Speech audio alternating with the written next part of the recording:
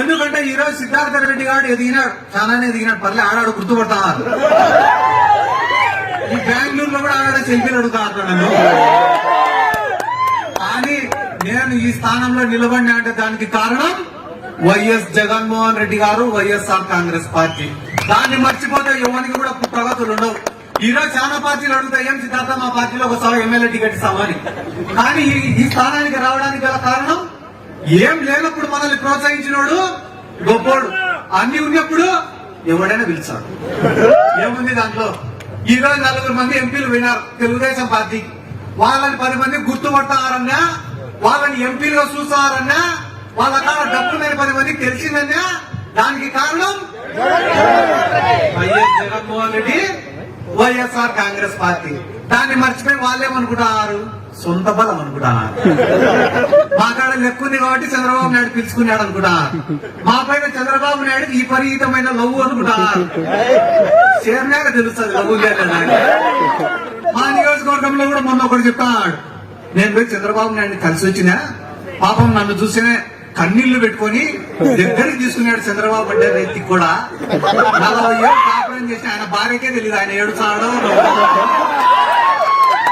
అట్లాంటి నిన్ను చూసి నవ్వుతాడంటే అయ్యే పని, ఏడుస్తాడంటే అయ్యే పని, ఎట నమ్మిదవరా నువ్వు అంటే. ఇట్లాంటి వ్యక్తులందరూ పార్టీని విడిచిపెట్టి పోతే కూడా ఒకటి నేను చెప్పదలుచుకునేది ఏమన్నా అంటే, మళ్ళా మీ కుటుంబం గురించే చెప్పాలన్నా. పార్టీ వచ్చిన మొదటి రోజు నుంచి ఈ రోజు వరకు ఆ పార్టీ కోసం కష్టపడతానే కుటుంబం నేను పాటిస్తున్నాను. ఒక సిద్ధాంతం అనేది ఉండాలి. ఏ రాజకీయ పార్టీ పుట్టినా కూడా ఒక సిద్ధాంతం కోసమే పుట్టింటది. కూడు గూడు గుడ్డ అని చెప్పి ఒక పార్టీ పుట్టింది. తెలుగువాడి ఆత్మగౌరవం కోసం అని చెప్పి ఒక పార్టీ పుట్టింది. పెట్టుబడిదారులకు వ్యతిరేకంగా అని చెప్పి ఒక పార్టీ పుట్టింది. సమసమాజ స్థాపన అని చెప్పి ఒక పార్టీ పుట్టింది. వైఎస్ఆర్ ఆశయ సాధన కోసం అని చెప్పి ఒక పార్టీ పుట్టింది. తెలంగాణ రాష్ట్రాన్ని సాధించడమే ధ్యేయం అని చెప్పి ఒక పార్టీ పుట్టింది. ఏ సిద్ధాంతం లేని పార్టీ కూడా ఒకటి ఉంది, అది జనసేన పార్టీ. చంద్రబాబు నాయుడు ముఖ్యమంత్రి చేసేదానికి పుట్టే పార్టీ చంద్రబాబు ఏంటి పెట్టుకునే పార్టీ. కాబట్టి ఏ పార్టీకైనా కూడా ఒక సిద్ధాంతం అనేది ఉంటుంది. ఆ సిద్ధాంతాలను మర్చిపోయి పనిచేసినప్పుడు ఆ పార్టీలు పుట్టగతులు లేకుండా పోతాయి. ఈ రోజు చంద్రబాబు నాయుడు కలుస్తాడో తెలీదు, ఎందుకు బీజేపీతో కలుస్తాడో తెలీదు, ఎందుకు జనసేనతో కలుస్తాడో తెలీదు. ఒకరోజేమో పోయి కాంగ్రెస్ లో సంకెత్తుతాడు, ఒకరోజేమో బీజేపీని సంకెత్తుతాడు. 2 సంఘాలు ఖాళీ లేవని ఇప్పుడు పోయి పవన్ కళ్యాణ్ గారు నెత్తి మీద వస్తున్నాడు. ఆ పవన్ కళ్యాణ్ ఎందుకు ఊగిపోయి మాట్లాడతాడో నాకు అర్థం కాదు. నేను ఇప్పుడు ఒక 5 నిమిషాల నుంచి మాట్లాడతాను, అమ్మసంగా మాట్లాడతాను, నిలబడుతాను. ఏం వాళ్ళందరూ నా మాట వినడం లేదా? ఎవరి పక్కనే వాళ్ళు నవ్వుకోవడం లేదా? ఎవరి మాట వాళ్ళది. ఆ మూల పోతాడు, ఈ మూల పోతాడు. నాకే భయం అవుతుంది అప్పుడప్పుడు ఆడాలి స్టేజ్ నుంచి కింద పోతాడు. ఏంటో ఈ పంచాయతీ ఎంత అర్థం కదా నాకు.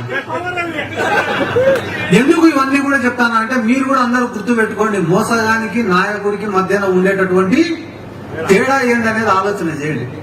మోసగాడు అనేవాడు ఎట్టుంటాడు రా అంటే, నీ కష్టాన్ని వాడుకుంటాడు, నా కష్టాన్ని వాడుకుంటాడు, నీ శ్రమను వాడుకుంటాడు, నా శ్రమను వాడుకుంటాడు, ఎదుగుతాడు. ఎదిగిన తర్వాత అందరినీ కూడా మర్చిపోతాడు. కానీ నాయకుడు అనేవాడు ఎదిగిన ప్రతి మెట్టును గుర్తు పెట్టుకుంటాడు, సాయం చేసిన ప్రతి గుండెను పైకి తీసుకొని వస్తాడు. జగన్మోహన్ రెడ్డిని నమ్ముకునే ప్రతి కార్యకర్త కూడా ఈ రోజు ఒక ఎంపీటీసీనో, జెడ్పీటీసీనో, సర్పంచో, మున్సిపల్ చైర్మన్, కౌన్సిలర్లో, కార్పొరేటర్లో, లేకుంటే కార్పొరేషన్ చైర్మన్ లో, ఎమ్మెల్యేలో, ఎంపీలో, రాజ్యసభ సభ్యులో, చిన్న చిన్న బీసీలు, ఎస్సీలు, ఎస్టీలు, మైనార్టీలు పెద్ద పెద్ద స్థానాలలో కూర్చొని కదా. పవన్ కళ్యాణ్ నమ్ముకునే ఏం చేస్తారు? సైకిల్ గుర్తు పట్టుకొని తిరుగుతారు. ఏం చేస్తారు? సైకిల్ గుర్తు. ఆ మాట అనకూడదు కానీ తప్పడంలో ఏం చేయమంటావు? ఎంత కంట్రోల్ చేసుకునే టెంప్ట్ చేస్తాను. నేను అడిగేది మళ్ళా వాస్తవమా కదా అని ఆలోచించమని మాత్రమే నేను చెప్తానా. వైసీపీ చెప్పేది రండి, తెలుగుదేశం వాడు చెప్పేది రండి, జనసేన వాడు చెప్పేది రండి. కానీ నిజమేందో ఆలోచించాల్సినటువంటి బాధ్యత ఇక్కడ ఉన్న ప్రతి ఒక్కడి పైన ఉంది. ఎందుకంటే మంచి చేసి కూడా ఓట్లు గెలిచలేకుంటేటన్నా మనం తప్పుడు వాళ్ళే గెలుస్తారు.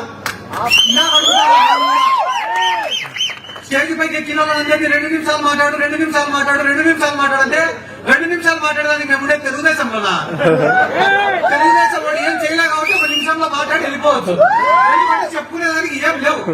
కానీ మేముండేది వైఎస్ఆర్ కాంగ్రెస్ పార్టీలోనా? అసలు మహిళలు ఏడైనా ఆసరా ప్రోగ్రాం లేకపోయి మైక్ ఇస్తే వాళ్ళు లాక్కునే ఇవ్వడంలే మైకు. ఎందుకంటే నాకు తెలిసిండొచ్చు, తెలియకపోయినచ్చు. కానీ ప్రభుత్వం ద్వారా లబ్ధి పొందిన ప్రతి ఒక్కరికి తెలుసు అన్న జగన్మోహన్ రెడ్డి గారు చేసిన సాయం ఏందనేది. 2,50,000 కోట్ల రూపాయలు ప్రజలకు ఇచ్చిన జగన్మోహన్ రెడ్డి గెలిచకుంటే ఏం చేశాడని గెలిచాడు సార్ చంద్రబాబు నాయుడు? ఏం చేశాడు చంద్రబాబు నాయుడు? మోసం చేసినాడు. మోసమే చేసినాడు చంద్రబాబు నాయుడు. అమరావతిలో రాజధాని కడతా అని చెప్పి భూములు కొట్టేసినాడు. నీరు చెట్టు కార్యక్రమాలు చేస్తా అని చెప్పి రోడ్లు వేయకుండా బిల్లు పెట్టుకొని తిన్నాడు. జన్మభూమి కమిటీలు అంటున్నా. ఈ జన్మభూమి కమిటీలు చెప్పడం మర్చిపోయినా. మా ఊర్లో ఒక రేషన్ కార్డు రావాలన్నా జన్మభూమి కమిటీ సంతకం పెట్టాలి. ఒక పెన్షన్ రావాలన్నా జన్మభూమి కమిటీలో సంతకం పెట్టాలి.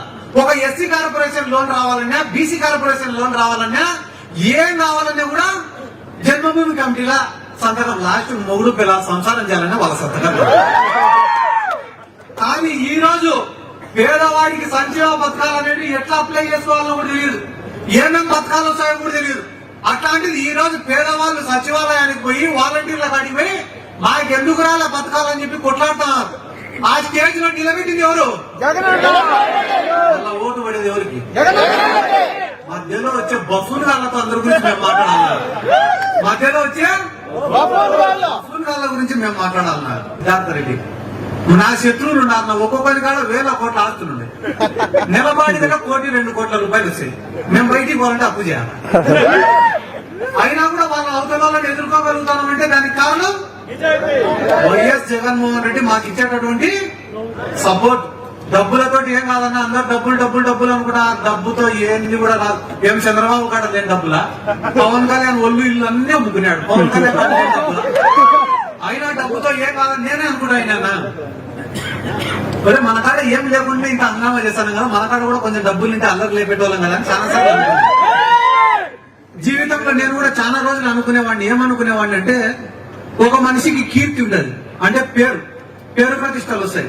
కొంతమందికి ఉద్యోగంలో బాగా సక్సెస్ ఉండదు, కొంతమందికి వ్యాపారంలో బాగా సక్సెస్ ఉండదు, కొంతమందికి వద్దన్నే డబ్బు వస్తుంటది.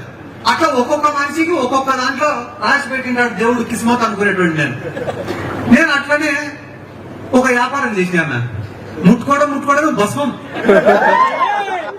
అట్లా ఏ వ్యాపారం చేసినా కూడా డబ్బులు రావడం వచ్చి రిటర్న్ లో పోతాయి డబ్బులు.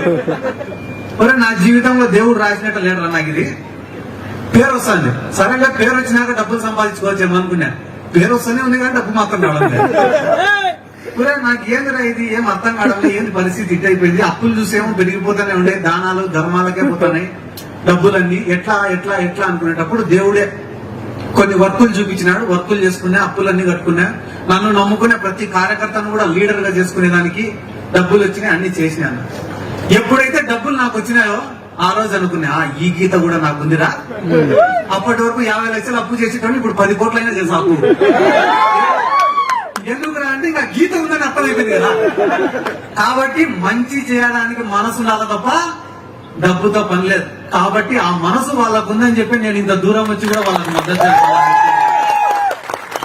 కోరుకుంటానన్నా. మాకేమో బెంగళూరులో ఇంత పద్ధతి ఉండే జనం ముందర నిలబెట్టి మాట్లాడమని చెప్పినారు. మళ్ళా మీరు ఒకసారి ఉదయగిరికి పిలిపిస్తే ఆడ నేను మాట్లాడతానా, నేను మైకు బట్టి మాట్లాడతాంట.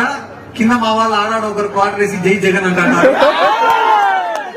ఆ జనం ముందర మాట్లాడితే మాకు కొంచెం ఉత్సాహం ఉంటుంది కాబట్టి మళ్ళా ఆడ ఒకసారి కలుస్తాం. ఇప్పటికే మీరు కూడా 2-3 సార్లు ఆహ్వానించినా కూడా రాలేకపోయినందుకు క్షమించాల్సిందిగా కోరుకుంటూ, మీ కుటుంబం వరకు అర్ధరాత్రి పిలిచిన మా అన్న చెప్పినాడు జగన్ సార్ కోసం ఈ 15 రోజులు సమయం కేటాయించి పనిచేయాలని.